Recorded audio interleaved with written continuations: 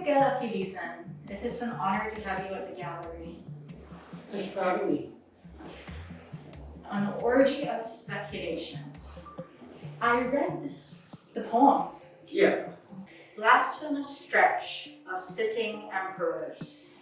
Shamans touch of the marrow, decay. Compassionate sages gaze on the rampart. The thunder of drunken fortunes. A whirlwind of idols. Forgotten clouds. Serpent's kindness. Nothing hail. This poem is full of imagery. Yeah. It makes one imagine the emperors, the shamans. Can you tell us a little bit about your fascination with ancient architecture? It started when I was very young. I really enjoyed the whole idea of ancient civilizations. And when I was a kid, I always dreamed about turning into an archaeologist. But eventually, yeah, it never developed, I guess, to that direction in my life. So I just, I ended up pursuing my career. And then I realized that I could apply those interests in my practice. Okay, but entering this exhibition space is truly experiential as we entered through a narrow passageway, and it feels like we entered a temple or an Aladdin's cave of sorts. Was this your intention? Yes, it is. It was an idea that in an art space you would discover something that's hidden, and it's the point of it. This work, which is a triangle shape, recalls of pyramids, but this symbolism of a triangle is used in many cultures to signify divinity and many other things. Can you tell us a little bit about this work? Yeah, so the shape came off to the idea of Tony, hence the title Johnny Midnight. I think the whole idea of a simple, solid shape creates some sort of energy or power because of its, I guess, the idea because of the point that it points up. So I gravitated to that shape and started creating this type of work on this one. Can you tell us a little bit about the material? Yeah, so the material is made out of copper, and then I would do layers of copper strips, and then I use various methods to create the patina. I usually create some sort of depth, and with that process it takes time because I apply my sweat. I would apply blood on it, and then I would particularly just put in specific spots, and then gradually it becomes lesser and lesser. What I like about working with these kind of pieces is the stage where we hang the works or we move the works around. It basically we leave some other sort of patinas on it that other people have handled. So in some sense, they put their sort of imprint or I see as energy to it. So it becomes this whole collective, moment for the work. I read somewhere that copper is an essential nutrient and actually heals some ailments. Is it part of your decision? It was interesting that copper has those, and when they developed this copper work in 2020 last year, I've read in some areas around the world they started changing their doorknobs and things they hold all the time with copper. So for them, it kills those bacteria and all that. So it's really such an interesting like material to work with. And yeah, I think it became like a subconscious, semi-conscious thing that it ended up in working copper. I think it is very interesting how you used strips because it seems like everything is emanating from the center and going outward. And at the same time, the work looks both ancient and futuristic. Seems to be a sci-fi element, especially with how he combines natural with artificial. Please tell us a little bit more about this greenish color. Okay, so the greenish color is basically a chemical combination of certain liquids that I've mixed in, and these are the patinas that it creates over copper.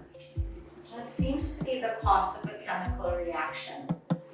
And it's not paint as what might some people assume, but instead it's called verdigris. How about these pieces of wood? The burl. The grill. So interestingly, there was this really old tree in my property that it's been sick for a long time and eventually died. And we realized it created a lot of this really interesting mutation and forms. What it is, it's a disease, and it changes the composition of the wood. So when you cut the burl wood, you'll see all this like interesting marbling inside it, and it makes the wood harder. Well, I know burl is prized for its rarity, and I like that tension that you created with something beautiful coming out of something that was born from a disease or plant stress, together with the healing elements of the copper. And this time you used circles, which is the most universal of shapes. Yes, it is. Like circles symbolizes a lot of meaning in various different cultures, whether it's also like religious and supernatural, and a lot of people like affiliates with this kind of work. They say it's like a shield or some of them, or it symbolizes fortune, money. So it's a very interesting shape as well to to work with. That's why I gravitated to circles. And I think really it's one of my obsession. I really loves the shape circle for some reason. I don't know why, but so attracted to it. And these discs, whether it was intentional or not, it emanates rays of light. Yes, yeah. It's really interesting how I apply those coppers around this work and how the light reflects around it, and it just creates its own aura. Yeah. What I like about this work is that it really stirs the imagination. It can look like a portal to another dimension, or it could be an imagined future, or maybe a lost civilization. Can you tell us a little bit about the shape? Well, originally I intended to make it into a bagua shape. Of course, with bagua, I was doing my research on why bagua is that particular shape. So it has a really interesting, symbolism of energy, power, and how it centralizes. And then I was thinking about the logistics of actually bringing the work here in the space, and I realized that the work was too big and too heavy. So I decided to cut it into fours, just to help, install easier. But then when I cut it down, it became its own, its own entity. The bagua disappeared, and then it became like a puzzle piece that we could play around and do various different ways of installing it. And so it ended up turning like this. I really like how it just cuts from from the center, and then it became like this sort of gate, or yeah, it could be a portal. Yeah. It could look like a giant coin. Yeah. It really stirs the imagination of what it, of it.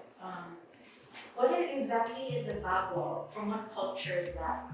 It's a bagua is it's feng shui. So a lot of people who follow feng shui, they would have this on top of their doors, and it also like attracts and repels like some sort of like protection, a seal. Those were the intentions of those.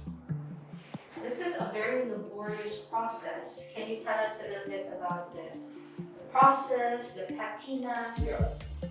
So with the process that I do with this type of work, I would use my sweat a lot. So this is all natural sweat that I've been, and it's like it was summer, so it was really sweaty at that time, and it takes months and months for me to create these layers and layers, because every time I apply, I would wait for it to set, and then I would rebuff it again, and then reapply and rebuff. And it's always I guess it's my labor of love. It just kind of works. And then it really creates like this really interesting like effect.